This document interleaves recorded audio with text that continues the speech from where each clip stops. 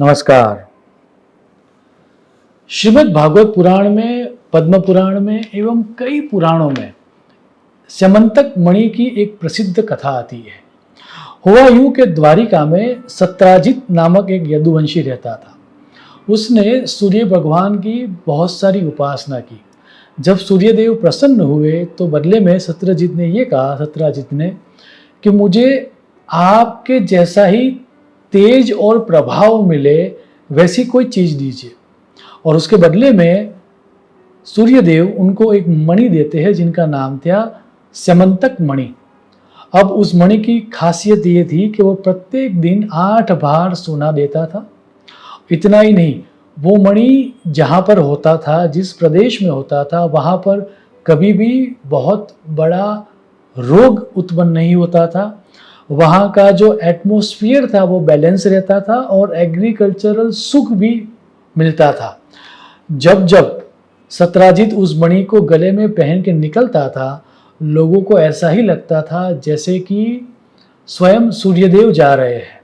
सो एक दिन अपने गले में वो स्यमंतक मणि पहनकर श्री कृष्ण से मिलने जाता है भरी सभा में। अब श्री कृष्ण भगवान जब उस मणि की यूजफुलनेस को समझते हैं, उसके तेज को समझते हैं, उसके प्रभाव को समझते हैं, तो उनके मन में विचार आता है कि यदि ये मणि राजा उग्रसेन के पास हो तो ज़्यादा अच्छा है। अब इसको विधि का विधान समझिए या फिर अनलाइक श्री कृष्ण का बिहेवियर समझिए।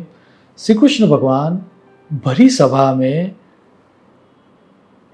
सत्राजित के पास से यह मणि मांगते हैं, जिन्होंने कभी भी लाइफ में कुछ नहीं मांगा।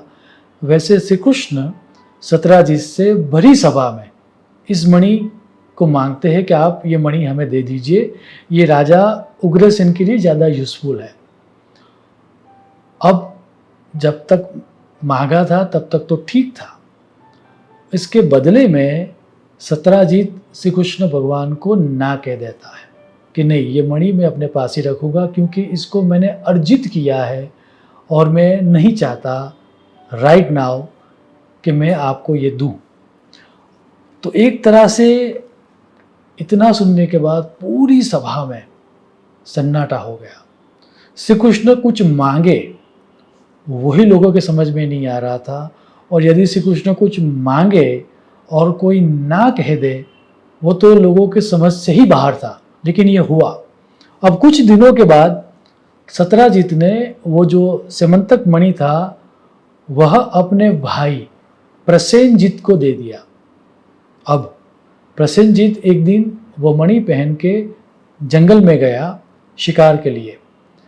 तभी रास्ते में एक शेर ने उनके ऊपर प्रहार किया और वो जो घोड़ा था उसको भी मार दिया और प्रसेनजित को भी मार दिया।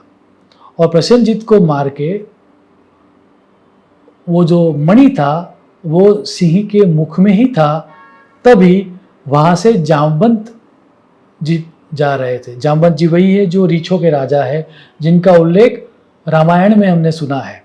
सो वही जामवंत जी वहाँ से जा रहे थे। उन्होंने उस मणि को देखा तो उन्होंने शेर के साथ फाइटिंग की और वो मणि ले लिया और वो अपने गुफा में चले गए।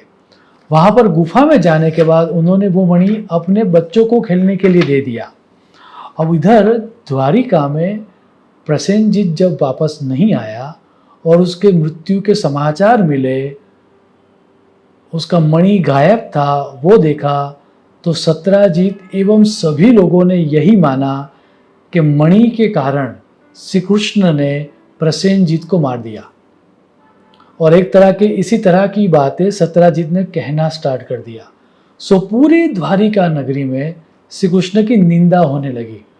बात इतनी बढ़ गई कि वो बात बढ़ते बढ़ते श्री कृष्ण के पास तक पहुंचनी, बड़ी सभा में पहुंची। तो श्री कृष्ण अपनी इनोसेंस को प्रूव करने के लिए फिर जंगल पहुंचते हैं। ढूंढते ढूंढते वो जामवंत जी की गुफा तक पहुंचते हैं। सभी को बाहर रख के वो अंदर जाते हैं और कथा ये कहती है कि पूरे 21 दिन तक, 21 डेज तक जामवंत और श्री कृष्ण जी का युद्ध चलता है। अब 21 दिनों के बाद जामवंत जी को समझ में आता है कि क्योंकि उनके ऊपर राम जी का वरदान था, विष्णु के अलावा उनके साथ इतना लंबा युद्ध कोई कर ही नहीं सकता। तो उनको समझ में आ जाता है कि ये श्री कृष्ण जो है वो विष्णु का ही अवतार है, वह राम का ही अवतार है। तो वो उस मणि को श्री कृष्ण को वापस दे देते हैं। और जब वो जा रहे थे तब उनकी पुत्री जाम्बवती का विवाह श्री कृष्ण के साथ करते हैं। श्री कृष्ण वो मणि ले लेते हैं, जाके वो सत्यजीत को वापस देते हैं। अब सत्यजीत ड्यूरिंग दैट टाइम उसको भी समझ में आ जाता है कि क्या हुआ था, तो वो भी बहुत गिल्ट फील कर रहा था। तो वो भी अपनी पुत्री सत्यभामा का विवाह श्री कृष्ण के साथ करते हैं। अब स्टोरी तो यहाँ पर ख़त्म हो जाती है, लेकिन ये स्टोरी बहुत सारी सीख हमको दे के जाती है, बहुत बड़ा लाइफ लेसन्स हमको दे के जाती है। भले ही आप कितने बड़े इन्फ्लुएंस क्यों ना हो, भले ही आपके पास कितना ही धन क्यों ना हो, लेकिन जब आप कुछ चीज़ मांगते हो तो आपकी वैल्यू घट जाती है, आपकी महत्ता घट जाती है। इसीलिए वेद व्यास जी ने महाभारत में एक सूत्र दिया है कि मांगना जहर है, प्रार्थना विषम। ऐसा सूत्र वेद व्यास जी ने दिया है। अब आप सोचिए कि यदि मांगने पर श्री कृष्ण भगवान की वैल्यू भी यदि समाज में कम हो सकती है, श्री कृष्ण की भी निंदा द्वारिका नगरी में हो सकती है, तो यदि हम मांगेंगे तो हमारा क्या होगा, उसके बारे में विचार कीजिए। और जितना हो सके उतना लोगों से कम मांगिए।